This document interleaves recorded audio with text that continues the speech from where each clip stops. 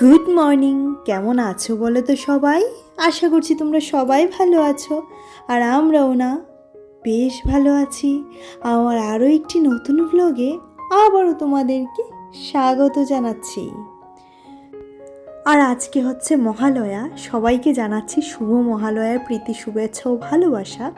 আর বড়োদেরকে তো অসংখ্য প্রণাম। মহালয়া মানেই তো মা দুর্গা চলে আসছে, আর বেশি দিন নয়, দেবীপক্ষ শুরু হয়ে গেছে আজকে থেকে।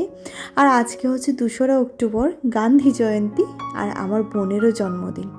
সে কিন্তু গান্ধী জয়ন্তীতেই হয়েছিল, আর যেদিন হয়েছিল তার সেদিন মহালয়াটাও ছিল। তো আজকে বেশ একটা ভালো দিন, কিন্তু খুব ভালো করে তো সেলিব্রেট করব না, আর কিছুই করব না বলতে গেলে। শুধু একটুখানি মাংস রান্না করব, সে যেহেতু আমার হাতের চিকেনটা খুব ভালোবাসে সেই কারণে। আর এদিকে দেখো, গতকালকে তো তোমাদেরকে দেখিয়েছিলাম যে আমড়াগুলি এই ছোট অবস্থাতেই কাঠবিড়ালিতে খেয়ে নিচ্ছে, তো সেই কারণে বেশ কিছুটা আমরা তুলে নিলাম।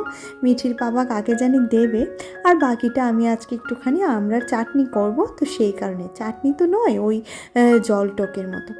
আর এদিকে গোপুসোনার সেবা আমার হয়ে গেছে, আর মিঠিমা এখানে পড়াশোনা করছে, তাকে এখন ব্রেকফাস্ট দেব। আর আজকে যেহেতু ছুটি ছিল, ঘুম থেকে একটু দেরি করেই উঠেছি, কারণ মহালয়া শোনা হয় না, বেশ কয়েক বছর হয়ে গেছে। তো এবছর ভাবছিলাম মিঠিকে শোনাবো, কিন্তু ওই আমার শরীরটা একটুখানি খারাপ, তো সেই কারণে আর সেরকমভাবে সকালে ওঠা হয়নি। আর এদিকে ওদের জন্য, ওদের বাবা আর মেয়ের জন্য একটুখানি ডিম পাউরুটি করে দিচ্ছি, তো সেটাকে নর্মালভাবেই করছি, কারণ ওরা এরকমভাবেই ভালোবাসে। আর মিঠির বাবাকে একটু তেলে চুপচুপা করে দিলে খুব বেশি ভালোবাসে, কিন্তু এই মুহূর্তে এত তেল খাওয়াটা একদমই উচিত নয়। তো সেই কারণে না জাস্ট একটু তাওয়ার মধ্যে সেঁকেই দিচ্ছি। এদিকে ওর পাপার জন্য রেডি হয়ে গেছে, আর ওর জন্যও রেডি করে নিচ্ছি। তো চিকেনের আইডিয়াটা হঠাৎ করেই এসেছে, কারণ খুব বেশি যে আজকে কিছু একটা সেলিব্রেট করব। আর আমার বোনের না জন্মদিনটা খুব ভালোভাবে কখনোই সেলিব্রেট করা হয় না, জানো তো। আমার জন্মদিনটা অনেক সেলিব্রেট করা হয়েছে, অনেক মানে অনেক অনেক ভাবে সেলিব্রেট করা হয়েছে, কিন্তু ওরটা করা হয়নি। তো সেই কারণে ওর জন্য আমারও একটুখানি খারাপই লাগে। আর যেহেতু আমি শ্বশুরবাড়িতে থাকি, নিজস্ব কোনো রুজি রোজগার বা নিজস্ব কোনো আর্নিং নেই, তো সেই কারণে আমি সাহসও করি না আমার বোনের জন্মদিন পালন করার জন্য। কারণ তোমরা তো সবাই জানো আমি ভীষণ আত্মসম্মানী, আত্মসম্মানটাকে আমি ভীষণ ভালোবাসি। তো যেহেতু আমার ঘরে একটুখানি চিকেন রান্না হবে, তো সেই কারণে আমি চিকেন রান্না করে নিচ্ছি। আর এই মুহূর্তে ওকে একটা ফোন করেছিলাম যে তাড়াতাড়ি চলে আসি, সে আবার টিচারের বাড়ি ঠাড়ি সেরে তারপর আসবে। আর এদিকে আমড়াটাকে একদম ছাড়িয়ে নিচ্ছি, আমড়াটার ওই টক রান্না করব। এটা আবার মিঠির পাপা ভীষণ ভালোবাসে, আমড়ার এই টকটা আমাদের সবারই ভীষণ ভালো লাগে। তবে মিঠি তো এরকমভাবে খাবে না, মিঠিকে একটুখানি কেটে তারপর লঙ্কা আর একটুখানি লবণ দিয়ে দেব। আর এই যে আমড়াগুলোকে আমি এভাবেই কেটেছি। আর এদিকে চিকেনটাকে আজকে একটুখানি ভাজা করে নিচ্ছি, জানো তো, চিকেনটাকে ভেজে রান্না করব। প্রত্যেক দিন তো একই রকমের চিকেন রান্না ভালো লাগে না, ভাবছিলাম বাটার চিকেন করব, কিন্তু লেগ পিস আনাতে, তো সেই কারণে আর নর্মাল চিকেনটাই করছি। তবে একটুখানি অন্যরকমভাবে চিকেনটাকে ভেজে তারপর তেলের মধ্যে দিয়েছিলাম তোমার তেজপাতা আর পেঁয়াজ, কাটা পেঁয়াজ আর নুন হলুদ দিয়েছিলাম। তাহলে মশলাটা কষে আসার পর দিয়েছিলাম ওই কাঁচা লঙ্কা, টমেটো, শুকনো লঙ্কা, তারপর ছিল শুকনো লঙ্কার গুঁড়োটা দিইনি, একটু পরে দেব, কাঁচা লঙ্কা, আদা, টমেটো এইসবই দিয়েছিলাম। আর রসুন দিয়েছিলাম, আর একটুখানি পেঁয়াজ দিয়ে বাটাটা করে তারপর পেস্টটা দিয়ে দিয়েছিলাম। আর তেলের মধ্যে সমস্ত কিছু গুঁড়ো মশলা দিয়ে দিলাম, জিরে গুঁড়ো, লঙ্কার গুঁড়ো আর ধনে গুঁড়ো। আর এদিকে মশলাটা কষানোতে দিয়ে দেখো ওইদিকে কেটে নিচ্ছি তোমার জিওল মাছ। তো সেগুলা ওর পাপা সকালে বাজার থেকে নিয়ে এসেছিলো, কিন্তু এগুলা কাটা না ভীষণ কষ্টের, জানো তো। কেন বলো তো, ওই যে খুব পিচ্ছিল হয় তো সেই কারণে, কিন্তু তারপরেও এনেছি তো কাটতেই হবে। সে বলছিল একটুখানি আলু দিয়ে ঝোল করে দিতে, মানে আজকে নয় আগামীকালকে। আর আমার বোন কিন্তু এসব মাছ খায় না, না হলে ওকে একটা কিছু বানিয়ে দিতাম। সে এসব মাছ একদমই পছন্দ করে না। আর আজকে আমাদের ঘরে অন্যান্য মাছ একদম ছিল নাই বলতে গেলে, তো মাছ ভাজাটা ওকে আর দেওয়া হয়নি।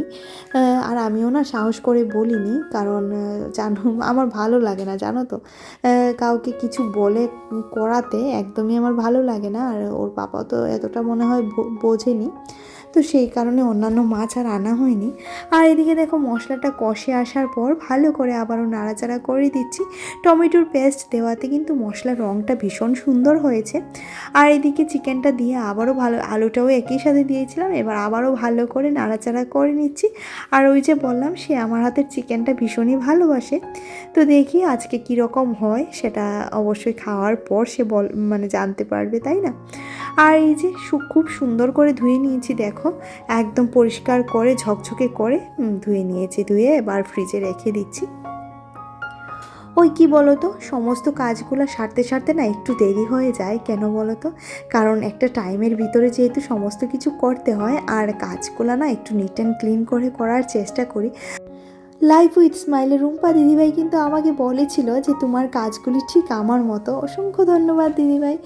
আর কি বলো তো, একটুখানি পরিষ্কার করে কাজ না করতে পারলে না একদমই ভালো লাগে না। আর এদিকে মেয়ে কলমের কালি দিয়ে সে কি করেছে বলো তো, হাতে মেহেন্দি করেছে। তো বলছিল আরও কিছুটা ওকে আমরা দিতে, নাহলে নুন আর লঙ্কার গুঁড়ো আর একটু বাড়িয়ে দিতে। ভাবতে পারছো আরও নাকি লঙ্কার গুঁড়ো তাকে দেবো? তো বলছিলাম তুই ঘরে যা, ঘরে গিয়ে খা, আর লঙ্কার গুঁড়ো দেওয়া যাবে না। তারপরেও জোর করে একটুখানি লঙ্কার গুঁড়ো নিয়ে গেল। আর এই যে আমরা টকটা বসিয়েছিলাম, কিছুই নয়, ওই সর্ষে ফোড়ন দিয়ে আমড়াগুলিকে একটু ভাজতে দিয়েছিলাম, একটুখানি লেগেই গেছে বলতে গেলে। আর এদিকে দেখো চিকেনটা আমার প্রায় রেডি হয়ে গেছে, এখনও ফুটছে চিকেনটা। বেশ ভালো হয়েছে কিন্তু দেখতে, তাই না? আর এই যে আমাদের আজকের লাঞ্চ মেনু কি কি আছে, আজকে কাজবাজ কিছুই শেয়ার করিনি, কারণ বোনের একটা স্পেশাল দিন, একটু স্পেশাল করার চেষ্টা করেছি।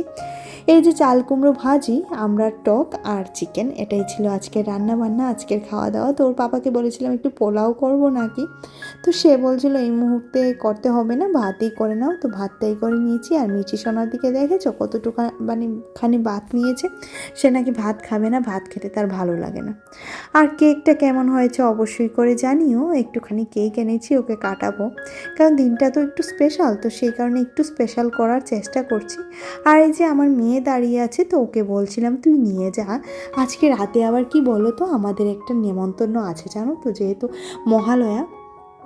মহালয়ার কালী পুজোর একটা নেমন্তন্ন আছে। মিঠির পাপার দুখানা আর আমার কিন্তু একখানা নেমন্তন্ন। তবে ওর পাপা দুই জায়গাতেই যাবে, আর আমি আর আমার শাশুড়ি মাও এসেছে। তো শাশুড়ি মা আর আমি একটা জায়গাতে যাব। আর এদিকে মিঠিমা কেকটা নিয়ে দিয়েছে। তো বোন বলছিল কি সুন্দর হয়েছে কেকটা, সত্যি গো। আমরা কিন্তু অর্ডার করিনি, রেডিমেডও যে এত সুন্দর পাওয়া যায় সেটাই হচ্ছে সবচেয়ে বড় কথা। আর এদিকে মা এনেছিল তালের বড়া। তো তালের বড়া মিঠির পাপা খাচ্ছিল, তো বলছিলাম মা সরিয়ে রাখো, নাহলে আর কারোর মুখে উঠবে না, সে একাই খেয়ে নেবে। তো সেটা শুনে মা আবার হাসছিল। আর এদিকে আমার বোন মাসিমণিকে ডাকছিল যে আসো না আসো, আমিও একই সাথে বসে কাটি। তো বলছিল তুই কাট, মিঠির সাথে বসে, আমি এখানে বসেছি। আর এই যে মা আবার, আর আমার শাশুড়ি মা না ভীষণ ভালো মানুষ একজন, জানো তো, ভীষণ ভালো মনের একজন মানুষ। তো দেখো এদিকে কি সুন্দর মানে বলছে হ্যাপি বার্থডে বলছিল। আর এদিকে এই যে ও কেক নিয়ে আসলো, তো বললাম তোর ছোটো মাকে খাওয়া, তোর মা তো আর আসেনি সাথে, তোর ছোটো মাকে খাওয়া। তো আমি বলছিলাম আমি তোকে খাইয়ে দেবো, দাঁড়া একটু দাঁড়া। তো এদিকে দেখো ওর হাতটা ধরে ওকে খাইয়ে দিয়েছি। বলছিলাম আমার কিন্তু হাতটা নোংরা করিনি। তো এটা নিয়ে আবার সবাই মিলে হাসছিলাম, একটুখানি মজা করছিলাম। আর এদিকে দেখো, আর ওই যে বললাম আমার শাশুড়ি মা না ভীষণ ভালো একজন মানুষ। এই দেখো আমার বোনকে একটুখানি কেক লাগিয়ে দিচ্ছেন। আর আসলে কি বলো তো, এই হাসি খুশিগুলাই না জীবনে থেকে যাবে, জানো তো। আর কি থাকবে বলো, যখন আমরা আর পৃথিবীতে থাকবো না, তখন এই টুকরো টুকরো স্মৃতিগুলোই আমাদের থাকবে, তাই না? আর এদিকে মেয়েকে নিয়ে বেরিয়ে পড়লাম ও টিচারের বাড়িতে দিয়ে আমার মা বাড়িতে আমার আবার শাশুড়ি মা গেছেন, আমার বোন নিয়ে গেছে। তো ওখানে গিয়ে একটুখানি বসবো, তারপর মিঠিকে নিয়ে একসাথে বাড়ি ফিরবো। বাড়ি ফিরে রেডি হয়ে আবার যেতে হবে কালী পুজোতে। মানে ওই কি বলো তো, সারাদিনে না এত কাজের পরে কেউ নেমন্তন্ন করলে না আর ইচ্ছে করে না গো নেমন্তন্নটা রক্ষা করতে। কিন্তু এমন কিছু নেমন্তন্ন আছে যেগুলি অবশ্যই করে রক্ষা করতে হয়। আর এদিকে দেখো আমি রেডি হয়ে গেছি, সে আগের শাড়িটা পরেছি। এটা আমার যে কি ভীষণ প্রিয় শাড়ি, মানে তোমাদেরকে কি বলবো, আমার ভীষণ ভালো লাগে এই শাড়িটা, জানো তো। তার কারণে মানে যখনই চোখের সামনে কিছু দেখতে না পাই তখন এটাকেই পরে ফেলি। আর এটা পরবো করে অনেক কিছু মানে আলমারি থেকে নামিয়েছি, আর অনেক কিছু অগোছালো হয়ে আছে ঘরটা। আর কোথাও যাওয়ার আগে তো চশমা আমার অবশ্যই লাগে, তো সেটাকে ভালো করে মুছে একদম লাগিয়ে নিচ্ছি। তো মিঠিকে বলছিলাম দে ক্যামেরাটা, আমি একটু দেখাই যে তুই কি সুন্দর করে সেজেছিস। তো সে আবার ক্যামেরাটা দিতে চাইছিল না, তো তার থেকে আবার নিয়ে নিলাম। আর এই যে সে দেখো কি সুন্দর করে একদম চুল টুল বেঁধে রেডি হয়ে গেছে। তো বললাম আমার কাছে যা। তো এখানে দেখো আমার দুই মা এখানে কি সুন্দর করে ছবি তুলছিল। আর যাদের এখানে কালী পুজো তাদের এখানে চলে এসেছি। আর রাস্তায় এত ভিড়, আর কি পরিমাণে বৃষ্টি হচ্ছে জানো, আমরা বৃষ্টি ভিজেই প্রায় এসেছি। মিঠিকে টিচারের বাড়ি থেকেও এনেছি বৃষ্টি ভিজে, মানে সারাটা সন্ধ্যা বৃষ্টি হচ্ছিল। আর এদিকে এসে পুজো দেখছিলাম, আর খুব সুন্দর করে আরতি করছিল পুরোহিত মশাই, এত সুন্দর আরতি করছিল না, ভীষণ ভালো লাগছিল জানো তো। এটা আমার ননদের শ্বশুরবাড়ির দিকে পুজো, তো ননদ আসেনি, ওর একটুখানি অসুবিধা আছে সেই জন্য। তো মাসিমণিরা সকলেই এসেছিলেন। তো এটা মানে ভালো লাগে জানো তো, একটা অনুষ্ঠানের মধ্যে সবাইকে এক জায়গাতে দেখতে পাওয়া যায়, বেশ ভালো লাগে কিন্তু। আর ওই যে বললাম কি সুন্দর করে আরতি করছিলেন, আর মায়ের মুখখানা এতটাই সুন্দর কি বলবো। আর এখানে এবার প্রসাদ টসাদ খাবো, তারপর বাড়ি চলে যাব, কারণ অনেকটা রাত্র হয়ে যাচ্ছে। আর এসেছি তো রাত্র করে 10টা বাজে, কি করব বলো, একা হাতে মিঠিকে সামলানো, টিচারের বাড়ি সমস্ত কিছু করা, একটু তো দেরি হয়েই যায় তাই না। আর এদিকে পুজো শেষ করার পরও ওনারা এদিকে প্রসাদ বাড়ছে না, আমরাও কিন্তু কালী পুজোর প্রসাদ পেয়েছি। প্রসাদ পেয়ে তারপর বাড়িতে এসেছি। আর প্রসাদ খাওয়াই মুহূর্তে, মানে প্রসাদ পাওয়া হয়ে গেছে আমাদের। আবারও দেখাচ্ছি মায়ের মুখটা যে এত সুন্দর এত সুন্দর কি বলবো। আর এদিকে ওদের এখানে একটা অ্যাকুয়ারিয়াম আছে, এটা অ্যাকচুয়ালি একটা রেস্তোরাঁ, তো সেখানেই গেছিলাম। এখানকার ওনারের হচ্ছে পুজো, মহালয়ের দিন কালী পুজো করেন উনি। আর মাছগুলো দেখতে পাচ্ছ কি ভীষণ বড় বড়। তো মিঠি না ভীষণ ভালোবাসে এই মাছগুলা। কোনো এক সময় আমাদের বাড়িতেও একটা, মানে আমাদের ঘরেও একটা ছোটো অ্যাকুয়ারিয়াম ছিল, তো সে না মাছগুলিকে খাওয়ার দিত। এই বলছিল আর কি, মা ওদের মাছগুলো এত বড় কী করে হলো গো, আমাদেরগুলো তো এত বড় নয়। তো চলো, রাতের স্নিগ্ধ শ্রান্ত একদম শান্ত আগরতলার সাথে, আগরতলার একদম ভেজা ভেজা মানে বৃষ্টিতে ভেজা রাস্তার সাথে আজকের ভিডিওটা এখানেই রাখছি। ভিডিওতে কিছু ভালো লাগলে অবশ্যই একটা লাইক করে জানিও, কমেন্ট করে দিও। আর যারা যারা কাজটি করনি তাদের কাছে একটা রিকোয়েস্ট, প্লিজ আমার ভিডিওর এইটুকু অংশ যদি তোমাদের ভালো লাগে অবশ্যই সাবস্ক্রাইব করে দিও। তো চলো, দেখা হচ্ছে পরবর্তী ব্লগে।